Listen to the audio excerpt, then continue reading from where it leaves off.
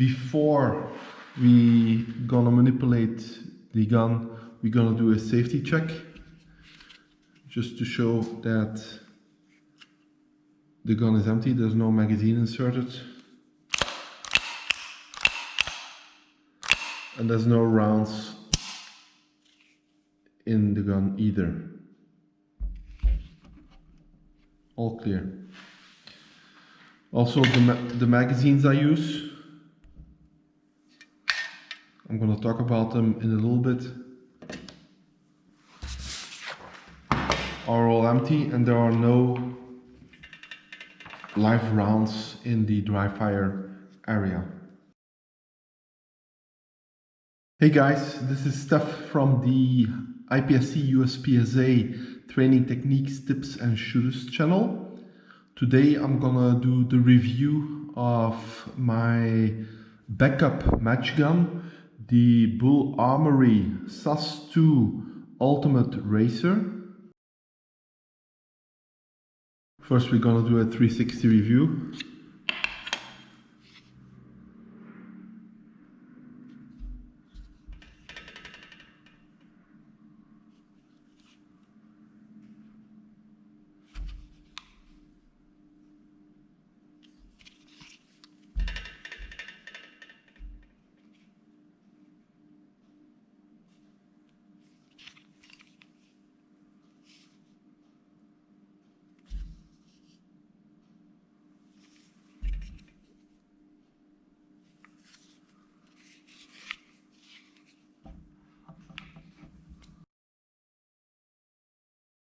I bought the Ultimate Racer brand new from a local gun shop at the end of 2018.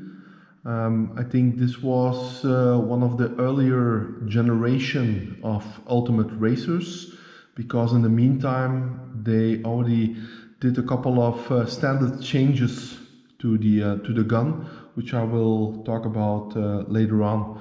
I have approximately 3,000 rounds that I've shot through the gun, primarily during live fire training and actual IPSC level 1, 2 and 3 matches. I've been extremely pleased with the reliability of the gun. I only had one issue so far, and that was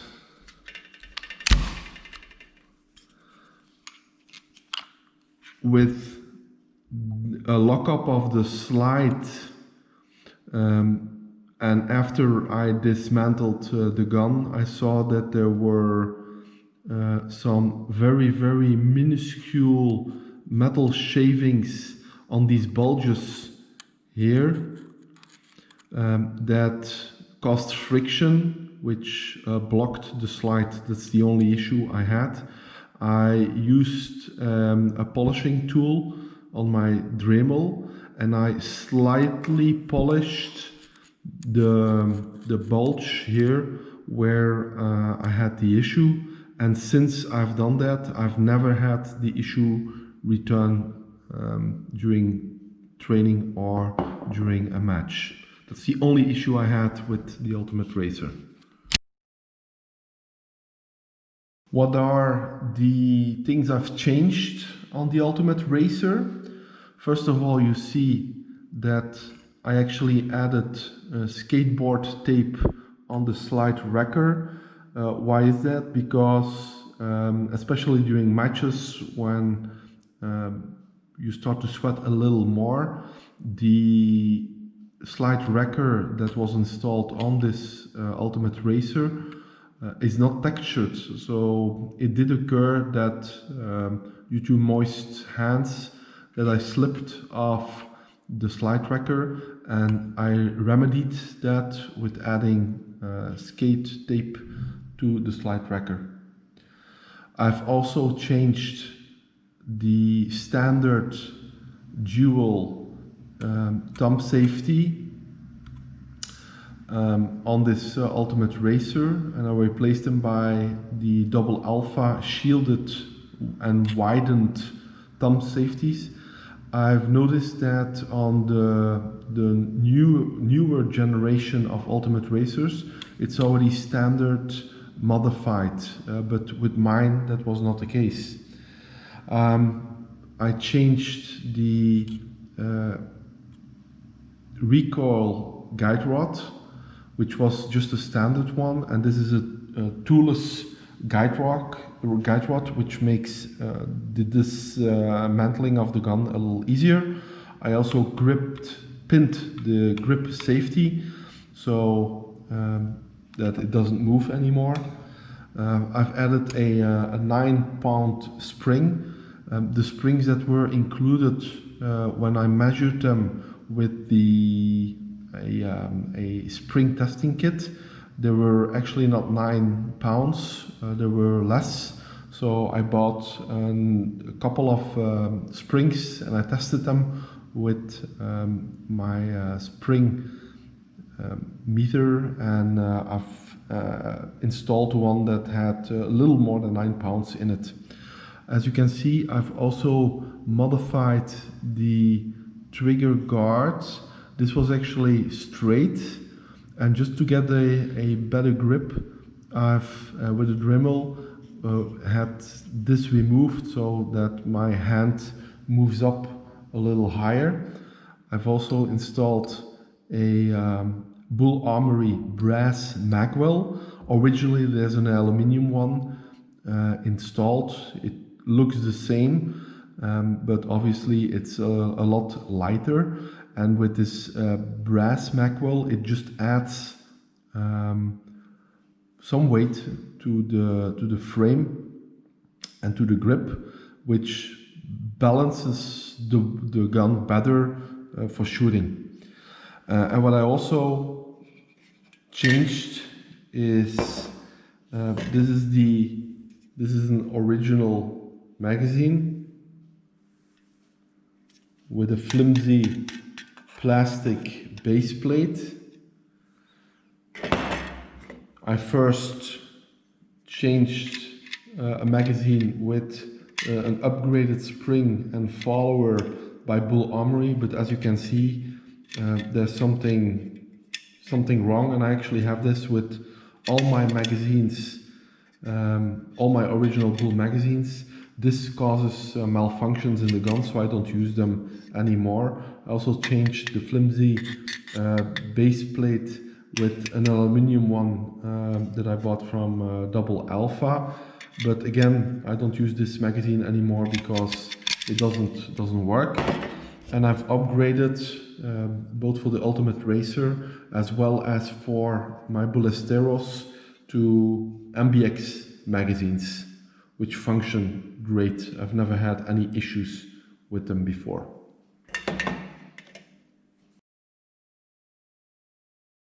Trigger pull for the SAS2.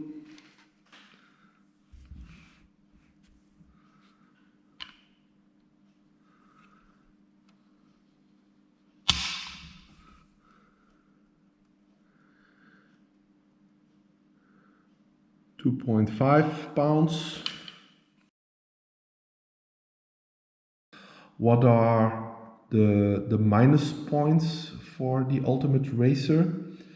I don't like the fact that the slide wrecker, if you look at the cut in the slide, it's a variation of a dovetail, but this limits the possibilities to buy aftermarket slide wreckers that will fit into it. So you have to either change the slide wrecker itself, or you have to make adjustments to the cut in the slide, both of which I'm not in favor of. So a shout out to Bul to provide aftermarket different types and sizes and inclinations of slide wreckers, so we can just buy them from the store and install them. Also, a proposition for Bul is to stop using slide wreckers, not only with this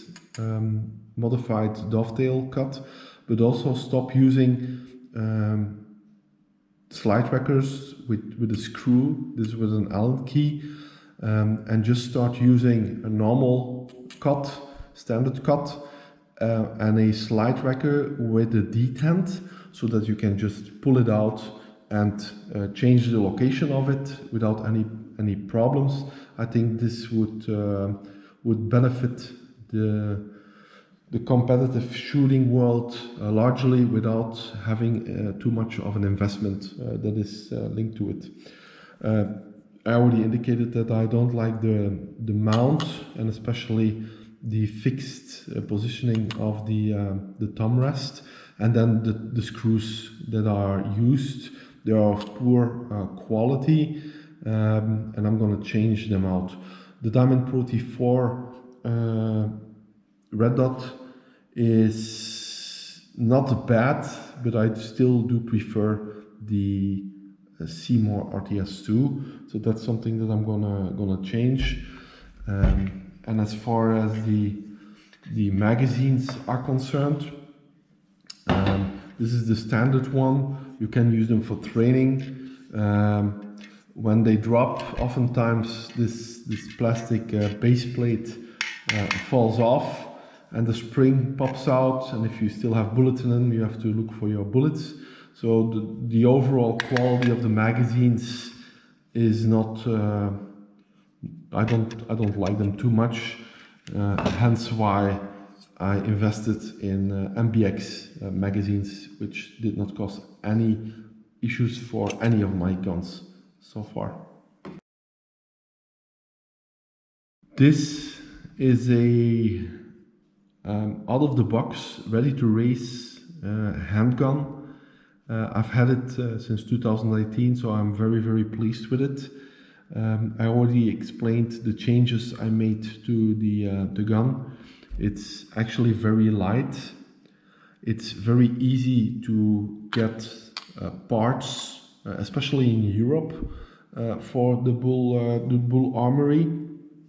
And price quality wise, it's an excellent gun, and I'm very pleased with it. And it also, that's less important, but it's also a very beautiful gun. It looks nice.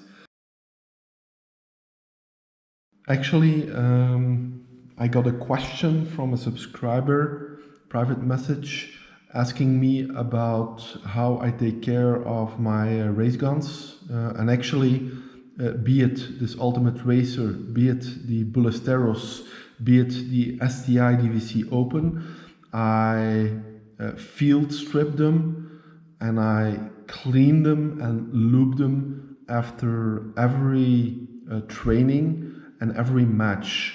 So a field strip, a thorough cleaning of the most important components, and then I re-lube the guns. And as you can see, it came out of the box.